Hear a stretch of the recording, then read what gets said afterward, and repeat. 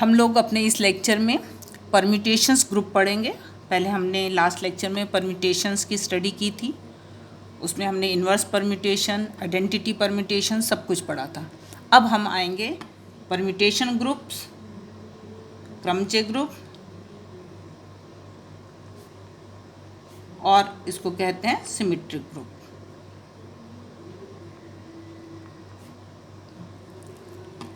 तो हमारी फर्स्ट प्रमेय है कि n संकेतों के फैक्टोरियल n क्रमचयों का समुच्चय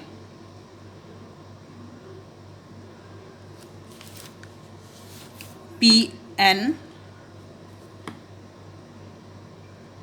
क्रमचय गुणन संक्रिया के लिए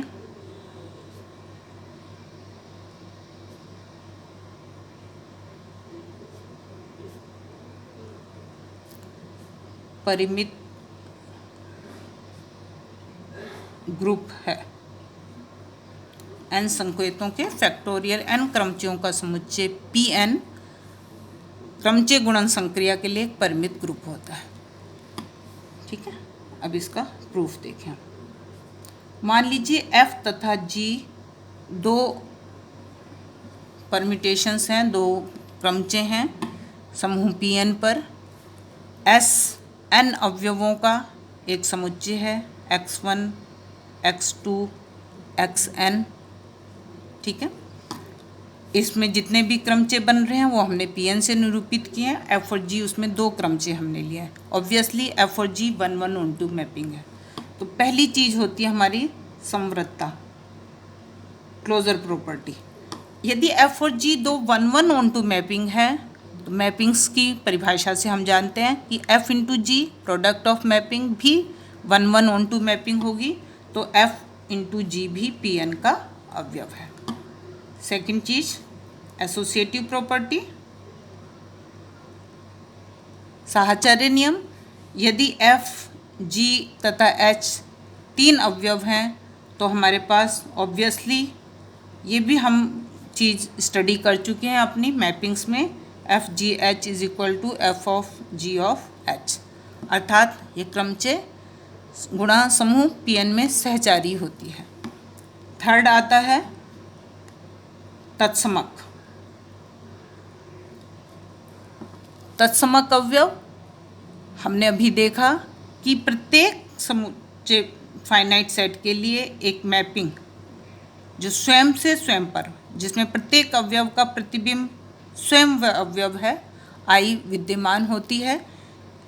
ये भी Pn का एक अवयव है और ये इस प्रकार से होती है कि हम किसी भी मैपिंग f को इस पर ऑपरेट करें, f o of I of x is equal to F of I x। I तत्समक अवयव है, इस तत्समक अवयव की परिभाषा से it is equal to f x. ठीक है, तो f o f is equal to f x means f को यह परिवर्तित रख रही है, और इसी प्रकार से I O F of X is equal to F of X. तो प्रत्येक अवयव के लिए एक्स के लिए, तो ये जो क्रमचय है आई, इसको हम कहते हैं तत्समक क्रमचय। और फोर्थ प्रॉपर्टी आती है प्रतिलोम। प्रतिलोम का अस्तित्व, यदि f 1:1 मैपिंग है तो ऑब्वियसली f इनवर्स विद्यमान होती है, 1:1 होती है। और ये किस प्रकार से होगी, f इनवर्स भी Pn का अवयव होगा, और ये इस प्रकार से होती है कि f inverse of x is equal to f inverse of x, that is f inverse of x, that is x और I x। ठीक है, इसी प्रकार से f inverse o f of x is also equal to I x, means f inverse is equal to f inverse o f। तो प्रतिलोम का भी इसमें सदैव विद्यमान होती है, अर्थात जो परम्यूटेशंस का समुच्चय है Pn जो हमने लिया, S हमने एक सेट लिया था जिसमें n अवयव हैं, उसमें हमने सारी परम्यूटेशंस, हमें पता है इसमें फैक्टोरियल n परम्यूटेशंस होंगी, उन फैक्टोरियल n परम्यूटेशंस के सेट को हमने Pn से निरूपित किया, और यह set Pn closure, associative, identity and inverse सारी प्रॉपर्टीज़ को सेटिस्फाइड करता है, अर्थात ये है एक ग्रुप है और इस ग्रुप को हम कहते हैं परम्यूटेशन ग्रुप। क्लियर। नेक्स्ट हम लोग लेंगे चक्रीय क्रमचय। अभी हमने एक परम्यूटेशन पढ़ा कि परम्यूटेशन का जो सेट है ये अपने आप में ग्रुप बनाता है। ये साइक्लिक नहीं होगा, ध्यान रखिएगा, क्योंकि साइक्लिक ग्रुप के लिए इसमें क्रम विनिमय नियम होना चाहिए और वो हम ऊपर स्टडी कर चुके हैं। इसमें क्रम विनिमय नियम संतुष्ट नहीं होता है, अर्थात ये साइक्लिक ग्रुप नहीं है, प्रमित ग्रुप है और जिसका ग्रुपांक फैक्टोरियल n होगा। नेक्स्ट हम लेंगे चक्रीय क्रमचय, और इसको हम चक्र भी कहते हैं, साइकिल भी कहते हैं, साइक्लिक परम्यूटेशन और साइकिल। ठीक है। क्या परिभाषा है साइकिल की? माना S हमारे पास एक समुच्चय है x1, x2, xn, n अवयव है इसमें, एक फाइनाइट समुच्चय है x1, x2, xn। अब इस समुच्चय में f एक क्रमचय इस प्रकार है कि f xi is equal to xi plus 1, जहाँ i वेरी कर रहा है 1 से लेकर k माइनस 1 तक, और ये k जो है हमारा less than equal to n है। n अवयव है, obviously k less than equal to n लेंगे, n तक हो सकता है लेकिन उससे कम भी हो सकता है, और हर अवयव का प्रतिबिंब उसके आगे वाला अवयव है, x1 का x2, x2 का x3। ऑब्वियसली हमने जब k माइनस 1 तक की बात कर रहे हैं तो what about k, F x के इज इक्वल टू x1 पहला वाला, क्योंकि पहला वाला किसी का प्रतिबिंब नहीं था, तो एफ एक्स के इज इक्वल टू x1, और इसके अतिरिक्त जितने भी एक्स जे हैं उनका प्रतिबिंब वो स्वयं है, जहाँ जे वेरी कर, जे जो है this is not equal to 1, 2, 3 up to k, means in other word j is other than 1, 2, 3 k। Greater than k जरूरी नहीं है, उसमें से बीच बीच में से भी अवयव हो सकते हैं। F X J is not equal, F X J is equal to X J. तो ऐसा क्रमचय जो होता है उसको हम कहते हैं कि यह के लंबाई का एक चक्र है या एक चक्रीय क्रमचय है, और इसको हम किस तरह से निरूपित कर सकते हैं? बहुत आसानी से इस क्रमचय को हम निरूपित कर सकते हैं। x1 का प्रतिबिंब हमने कहा कि x2 है, x2 का x3 है, x3 का x4 है, xk माइनस 1 का xk है और xk का x1 है। तो अब इसमें हमें दो रोज लिखने की ज़रूरत नहीं है, हम इसको डायरेक्ट लिख सकते हैं x1, x2, x3, xk। ठीक है, मीन्स x1 का प्रतिबिंब x2 है, x2 का x3 है और xk माइनस 1 का xk है।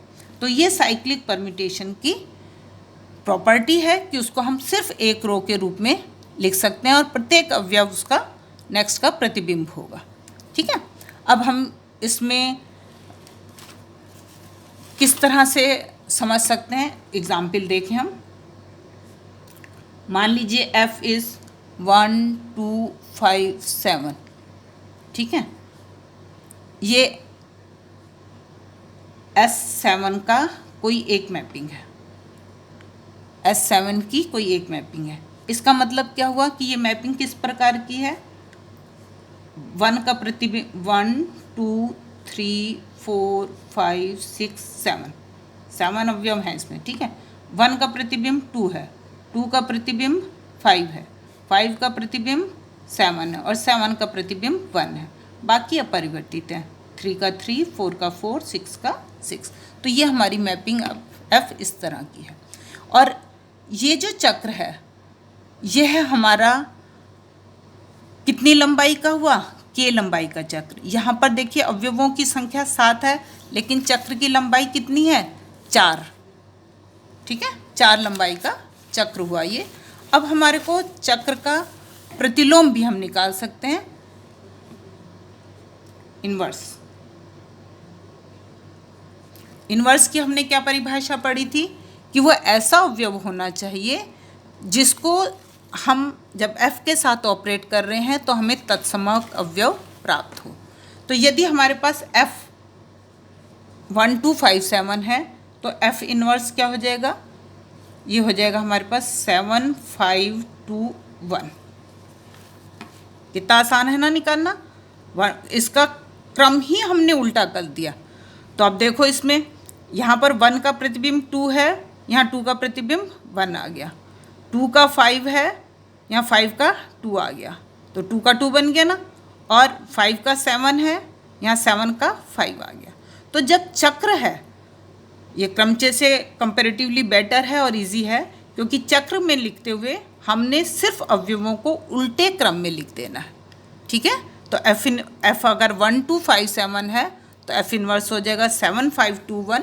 और इसको आप, क्योंकि ये चक्रीय है, इसको हम किसी भी रूप में लिख सकते हैं आसानी से। इसको 1 से शुरू करना चाहें तो 1 7 5 2 भी लिख सकते हैं इसको, क्योंकि हमें इसमें इसके क्रम को मेंटेन करते हुए, परमिटेशंस में हम पूरा ऊपर नीचे की रो होती थी तो हम चेंज कर सकते थे, लेकिन चक्र में हम उस तरह से चेंज नहीं कर सकते। यहाँ हमें क्रम मेंटेन करना, हमने 1 से शुरू किया तो इसका साइक्लिक ऑर्डर मेंटेन करते हुए 1 के बाद 7 5 2, और हम चाहें तो इसको इस तरह से भी लिख सकते हैं 2 1 7 5, किसी भी तरह से लिख सकते हैं, उससे कोई फर्क नहीं पड़ेगा हमको। ठीक है, अब इस चक्र की कोटि की बात हम करते हैं।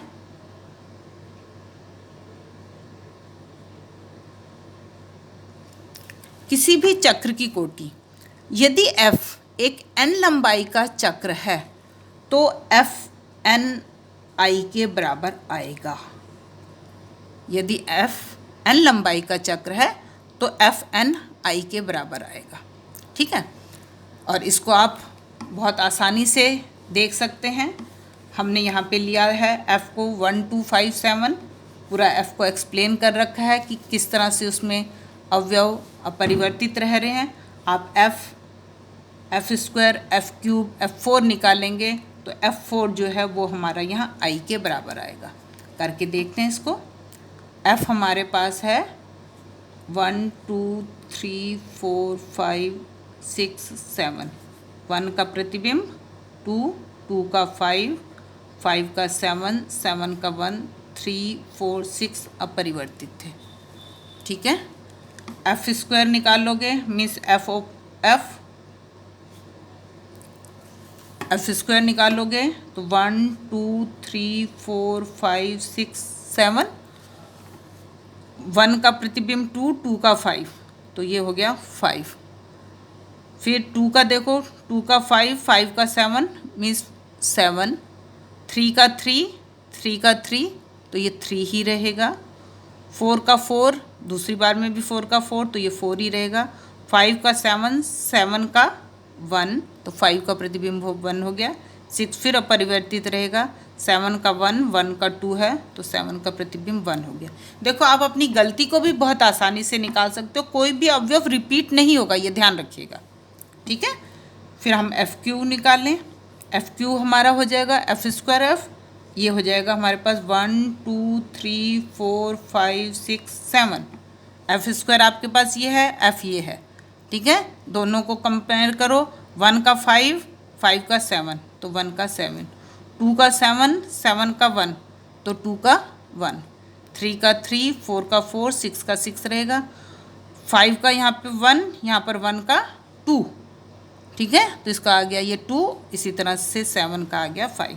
और इसी तरह से आप F4 निकाल सकते हो एफ क्यूब और F से, तो ये आपका बन जाएगा। देखो 1 2 3 4 5 6 7, 1 का 7, 7 का 1, 2 का 1, 1 का 2, 3 का 3 रहेगा, 4 का 4 ही है, 5 का 2, 2 का 5, 6 का 6, 6 का 6, 7 का 5 और 5 का 7, 7। This is I. ठीक है, तो स्पष्टता कि चक्र की कोटि हमेशा उसकी लंबाई के बराबर होती है। क्लियर? नेक्स्ट टर्न पे हम इससे रिलेटेड और डेफिनेशंस और थ्योरम्स को पढ़ेंगे।